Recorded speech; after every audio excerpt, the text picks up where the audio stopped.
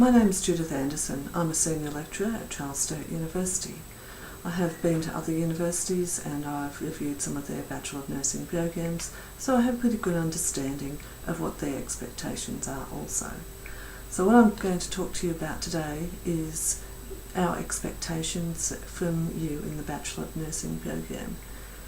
I'm going to look at evidence-based critical thinking and your need to work together with other people and contacting lecturers, generally taking responsibility for your work. So when we talk about an evidence base, we talk about explaining why you are doing things. So you need to be able to understand why you have done particular things when looking after a patient. And you need to be able to demonstrate that in a written format in most of your university assignments and things like that. So you need to provide references for your work. They form your evidence base. They tell us where you got that information from and how credible the information is. So when we look at an evidence base, we look at the credibility of the source. So you may be able to find lots of things on the internet, lots of Wikipedia type references and things like that, that we may not think are terribly credible, that may have been put up there by goodness only knows who. What we're looking for when we're looking for credibility is we're looking for sources that perhaps come from government bodies, come from peer-reviewed journals, textbooks, things that are published and reviewed and have been kept up to date as well. So we're also looking at currency of information. So you may find that you will need to look at how old some of your references are. In nursing and medicine, things change quite rapidly. So you will need to refer to things that are up to date. I usually ask for something within 5 years. There may be cases when that's not appropriate, but usually that's a good rule of thumb. So that's what we mean by evidence base, and that's why referencing is seen as being so important in the nursing curriculum. We also expect you to be able to demonstrate critical thinking, so to be able to explain why you've done things. And in some ways that's why we value science so heavily in the course, is because you need to be able to explain what effect something that you do to a patient is going to have on their body and their physiological responses to that intervention and things along those lines. So you need to be able to demonstrate that you can critically think about why you have done things.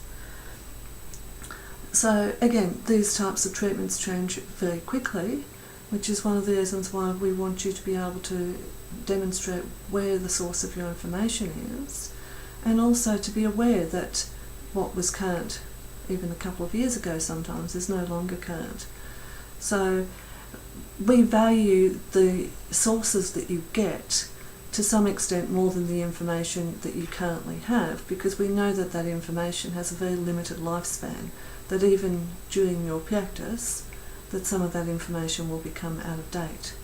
I can tell you quite easily that blood sugar levels that were recommended when I started my course are no longer being recommended now. So things do change quite quickly in some fields, and they do change, so we need to be able to know where to find credible information and how to respond to those things.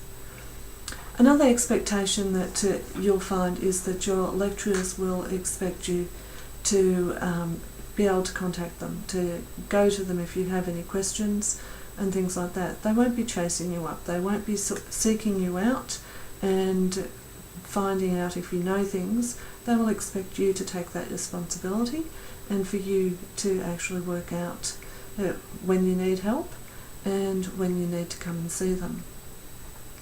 That being said, they are a great source of information and they are usually very willing to help you.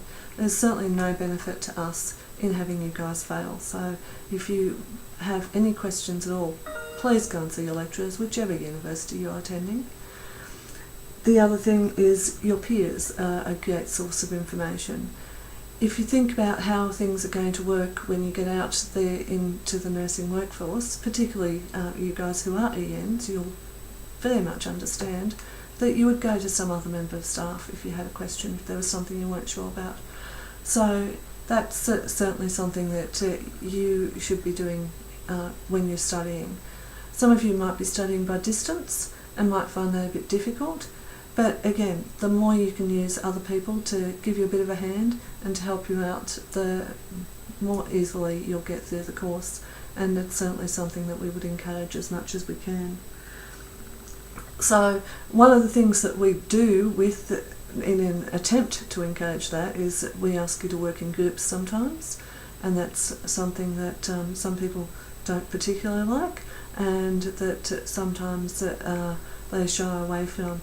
So as much as you may have apprehensions about doing that, it's something that we would encourage you to do to the best of your ability in order to develop those skills that you're going to need in the workplace. As registered nurses, to some extent, you're in almost a management position. Depending on the place that you work, you may actually be in a management position.